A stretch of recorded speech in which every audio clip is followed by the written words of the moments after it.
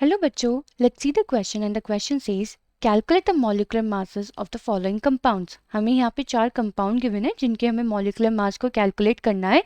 पहला है methane CH4, ethane C2H6, ethene C2H4, ethyne C2H2 और हमें इस क्वेश्चन में atomic mass for carbon 12 units and hydrogen 1 unit already given है।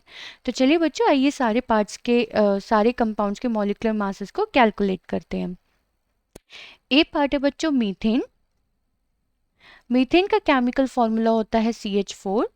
तो अगर हम इसका मास कैलकुलेट करने जाए तो 1, बिकॉज कार्बन का सिर्फ एक ही एटम है, 1 multiply atomic mass of carbon plus 4 multiply atomic mass of hydrogen, atomic mass of hydrogen. तो मासेस कितने गिवन है? 1 multiply 12 units, 12 units of carbon, 4 multiply 1 unit hydrogen का मास है 1 यूनिट। तो ये टोटल अगर हम करेंगे बच्चों तो 12 यूनिट्स प्लस 4 यूनिट्स, तो फाइनल आंसर होगा 16 यूनिट, यानी कि मीथेन का जो मॉलिक्यूलर मास है वो कितना है? 16 यूनिट्स। चलिए बच्चों, अब सेकेंड पार्ट को भी इसी तरीके से करते हैं। सेकेंड पार्ट है हमारे पास इथेन, यानी कि C2H6। तो कार्बन के कितने एटम्स है? 2, तो 2 multiply atomic mass of carbon plus hydrogen के कितने एटम्स है? 6, सो 6 multiply atomic mass of hydrogen, atomic mass of hydrogen.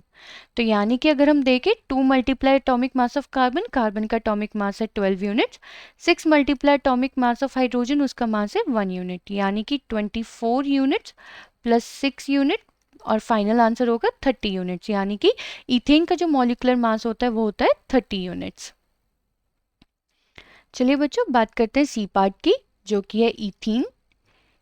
Ethene का केमिकल फॉर्मूला है C2H4, यानी कि यहाँ पे 2 कार्बन के एटम है, 2 multiply atomic mass of carbon plus 4 multiply atomic mass of hydrogen, because 4 atoms है हाइड्रोजन के।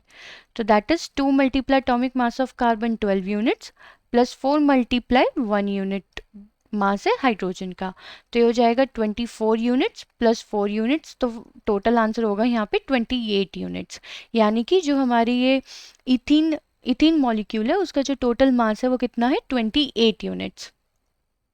चलिए बच्चों, लास्ट पार्ट भी सॉल्व कर लेते हैं। डी पार्ट है हमारा इथाइन। इथाइन का केमिकल फॉर्मूला होता है C2H2, यानी कि 2 कार्बन के एटम्स है तो 2 multiply atomic mass of carbon plus 2 hydrogen के एटम है, सो 2 multiply atomic mass of hydrogen. अब बच्चों एटॉमिक मास पुट कर देते हैं कार्बन और हाइड्रोजन के, so that is 2 multiply atomic mass of carbon is 12 unit, 2 multiply atomic mass of hydrogen that is 1 unit. तो टोटल कितना होगा?